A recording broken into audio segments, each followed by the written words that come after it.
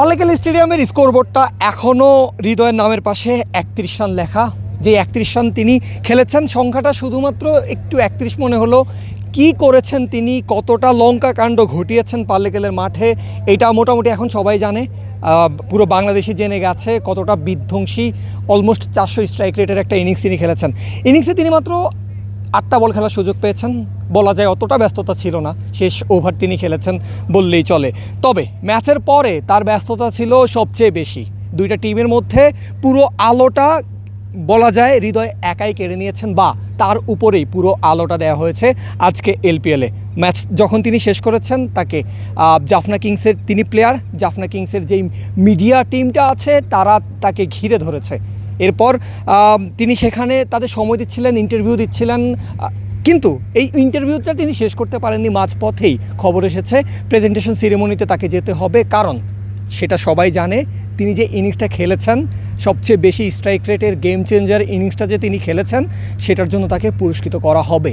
5+ star rating প্রাপ্ত দেশের সর্বোচ্চ বিদ্যুৎ সাশ্রয়ী ওয়ালটন এসি স্মার্ট কমফোর্ট এখন নেক্সট লেভেলে। তিনি পুরস্কারটা পেয়েছেন। পুরস্কার পেয়েই তিনি আবার আসছিলেন জাফনার সেই মিডিয়া টিমকে সময় দেওয়ার জন্য, কিন্তু তাকে যেতে দেওয়া হয়নি। সেখানে তাকে আটকিয়েছে সাংবাদিকেরা। ভুল করবেন যদি মনে করেন যে বাংলাদেশের সাংবাদিকরা তাকে আটকিয়েছে। তাকে আটকিয়েছে পুরো শ্রীলঙ্কান মিডিয়া।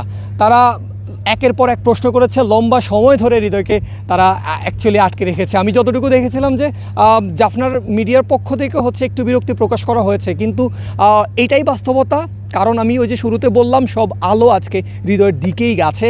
অন্য কোনো না অন্য কোনো ফরেন ক্রিকেটার কিংবা অন্য কোনো শ্রীলঙ্কান ক্রিকেটার। আরও একজন ফরেন ক্রিকেটার ইব্রাহিম জাদরান, তিনি 95 রান করেছেন। তবে সবচেয়ে বেশি আলো হৃদয়ের ওই বিধ্বংসী ইনিংসটাই কেড়েছে। তারপর হৃদয় এসেছেন, নিজেই বলেছেন যে আপনাদের তো হক বেশি।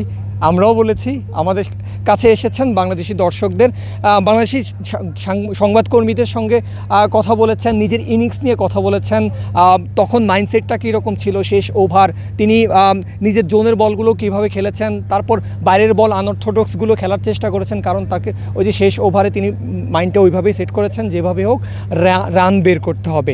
এই যে এত কথাগুলো কেন বললাম, হৃদয়ের এই ব্যস্ততার কথাগুলো কেন বললাম, কারণ বলার একটাই কারণ হচ্ছে, বিদেশের মাটিতে যখন দেশের কেউ ভালো খেলে বা দেশের কেউ চূড়ায় ওঠে, তখন ফিলিংটা অন্যরকম লাগে, তখন ভিতর থেকেই অন্যরকম লাগে। আমি আপনাদের দর্শকদের অনেক কমেন্ট দেখেছি হৃদয়ের ইনিংস নিয়ে যখন কথা বলেছিলাম হাফ টাইমে, প্রথম ইনিংসের পর, তখন আপনাদের অনেকের কমেন্ট আমি দেখেছি যে আপনারা অনেকেই সারাদিন অপেক্ষা করেছিলেন আজকের এই ম্যাচটার জন্য।